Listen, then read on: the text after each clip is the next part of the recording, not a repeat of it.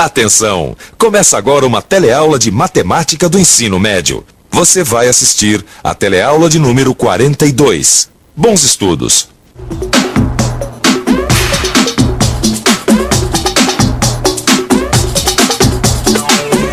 A gente já sabe que para resolver vários problemas de medidas dos triângulos e retângulos é só aplicar as razões trigonométricas.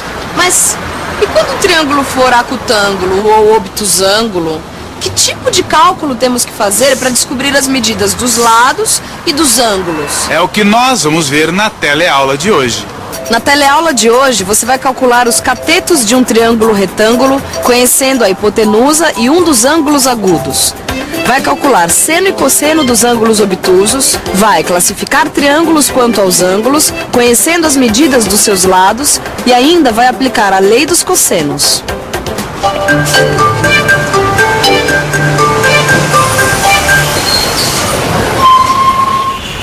Olha o que eu trouxe para sua tia. Nossa, ela vai adorar. Tudo pronto? Tudo pronto. Eu e o João estamos saindo para as nossas merecidas férias. E para aproveitar a folga, resolvemos ir para a praia. Mas antes a gente vai dar uma passadinha na casa de uma tia minha que mora no interior. Mas é que olhando esse mapa aqui, consultando as estradas, a gente teve uma dúvida. Nós vamos primeiro sair de São Paulo e vamos direto para a casa da minha tia, que é no interior. Só depois é que a gente vai para a praia. Agora, se existisse uma estrada que fosse de São Paulo direto para a praia, assim, numa linha reta, quantos quilômetros a menos a gente não ia andar? A gente já sabe algumas coisas. Aplicando as razões trigonométricas nos triângulos retângulos, a gente pode resolver vários problemas que envolvem ângulos e lados. Mas e se o triângulo não for retângulo? Como é o triângulo formado pelas cidades que o João e a Joana vão visitar nas férias? Como será que a gente deve proceder? Oi, Freitas. O que você está fazendo aí na hora de descanso? Eu resolvi aproveitar o tempo e estudar um pouco de matemática. É que depois daquela nossa conversa, eu fiquei pensando, e se o triângulo não for retângulo, aí a gente não pode utilizar o teorema de Pitágoras, não é? Olha, eu vou te ajudar nos teus estudos. Vamos começar com uma demonstração do teorema de Pitágoras, baseada nas áreas dos quadrados, que tem como medida de seus lados a hipotenusa e os catetos, respectivamente. Vamos desenhar um triângulo retângulo e chamar de A, B e C cada vértice. A hipotenusa mede A e os catetos medem B e C, respectivamente. Construindo um quadrado sobre os lados desse triângulo, temos um quadrado com um lado igual à hipotenusa A e área A ao quadrado. Um quadrado com lado igual ao cateto B e área igual a B ao quadrado. E um terceiro quadrado com lado igual ao cateto C e a área igual a C ao quadrado. Como a gente já sabe, o teorema de Pitágoras diz que A ao quadrado é igual a B ao quadrado mais C ao quadrado. Geometricamente, isso significa que podemos subdividir a área do quadrado de lado A em duas partes. Um retângulo de área igual à área do quadrado de lado B e outro igual à área do quadrado de lado C. Vamos ver agora como o teorema de Pitágoras pode ser confirmado geometricamente. A gente transforma o retângulo de área C ao quadrado em um paralelogramo com a mesma área. Move esse paralelogramo verticalmente sem alterar a sua área. Escorrega o lado superior do paralelogramo sobre a reta R e aí podemos ver que esta área é realmente igual à área do quadrado de lado C. Olha aí, Freitas. Entendi. Esse retângulo e esse quadrado possuem áreas iguais. E agora? Agora a gente faz a mesma coisa com outro retângulo formado dentro do quadrado maior. Deixa comigo. Esse eu resolvo. Primeiro, a gente transforma o retângulo em um paralelogramo com a mesma área. Aí, a gente move este paralelogramo verticalmente. Escorrega o paralelogramo sobre a reta R. É mesmo, a área não muda e é igual à área do quadrado de lado B. Não, e a gente pode ver também que a área desse retângulo é igual à área do quadrado de lado B. Ah, legal. Mas e se o triângulo for obtusângulo? Bom, aí a gente achata o triângulo ABC e aumenta a medida do ângulo A e transforma ele num triângulo obtusângulo. Aí a gente vai ver o que acontece com os quadrados e suas áreas. Observe que a área do quadrado maior é a mesma, pois a gente não alterou o tamanho do lado A do triângulo. Já os lados B e C diminuíram de comprimento, e as áreas dos quadrados desenhados sobre esses lados também diminuíram. Agora a gente faz todas as transformações que a gente fez com o triângulo retângulo. Primeiro, comparando a área do quadrado de lado C, e depois a gente faz as mesmas transformações com o quadrado de área B ao quadrado.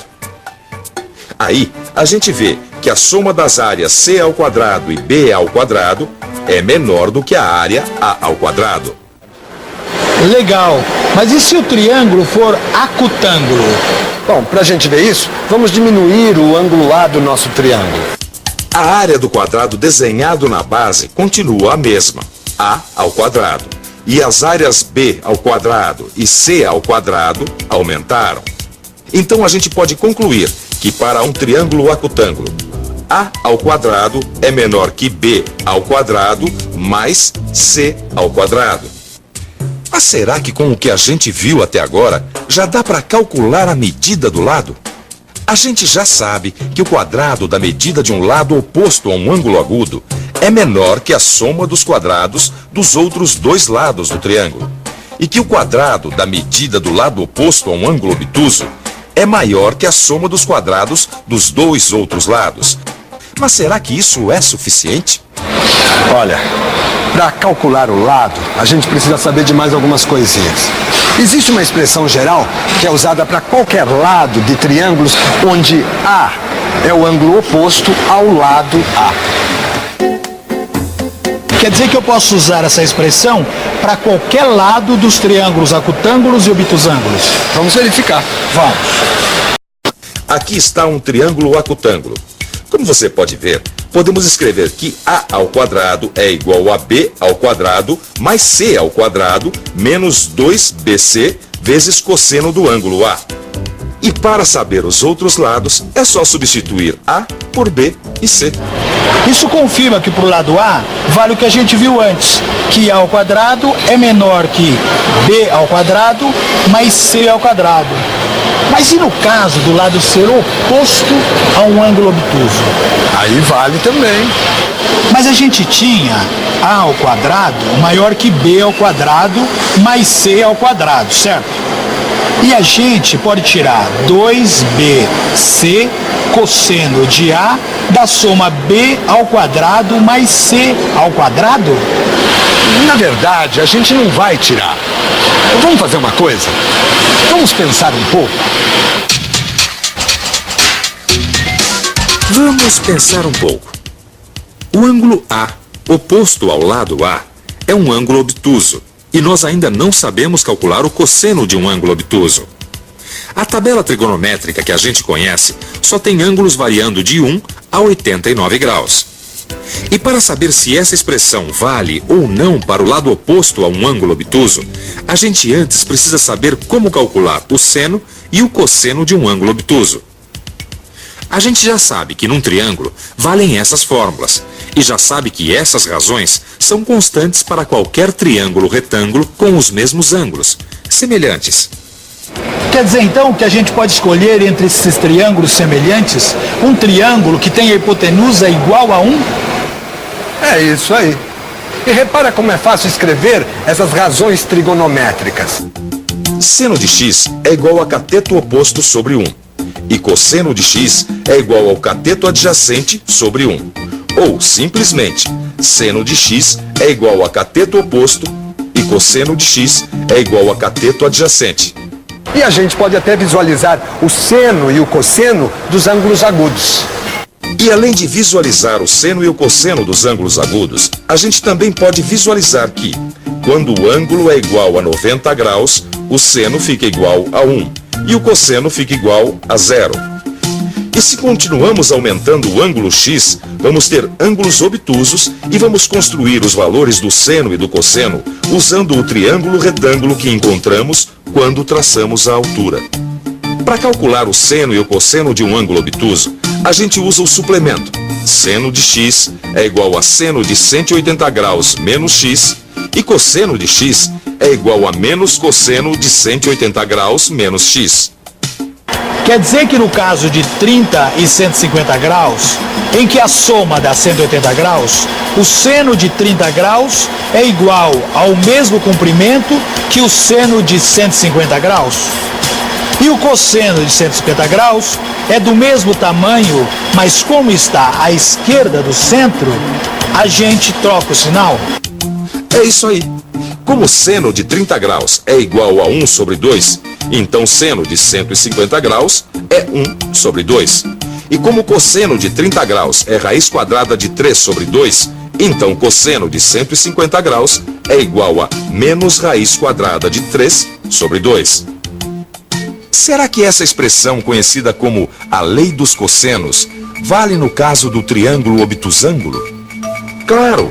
Vimos que cosseno de A é igual a menos cosseno de 180 graus menos o ângulo A.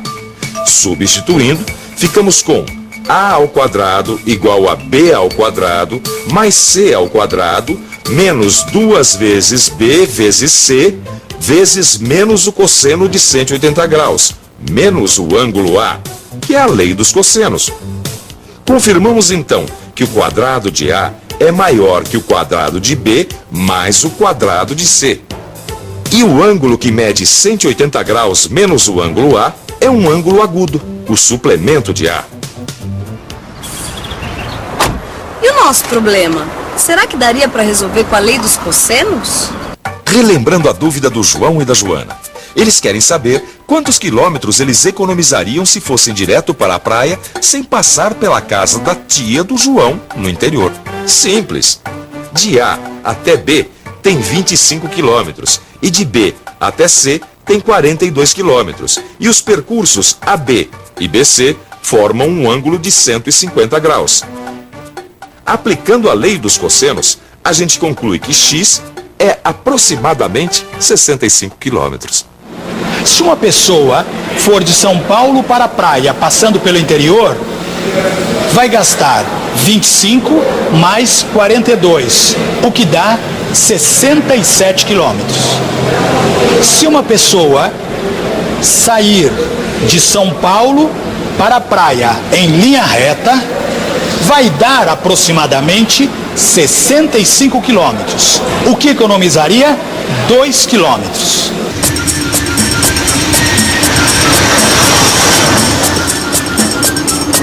Ah, mas só 2 quilômetros de economia? Pois é, nem pensar em não dar uma passada no interior. É lógico, não vamos deixar de visitar sua tia por causa de 2 quilômetros. Não, ainda mais essa tia, né, que sempre me deu a maior força para continuar a estudar. E foi ela que te ensinou também que é sempre importante fazer uma revisão? E atenção, se liga aí que é a hora da revisão. Na teleaula de hoje, você viu que calcular as medidas de triângulos acutângulos exige fórmulas diferentes das exigidas pelo triângulo retângulo. Conheceu a lei dos cossenos, uma expressão geral utilizada para qualquer lado de triângulos que não são retângulos. E ainda acompanhou uma aplicação prática da lei dos cossenos. E aí, tá ficando fera em trigonometria? Na próxima aula tem mais. Até lá. Tchau!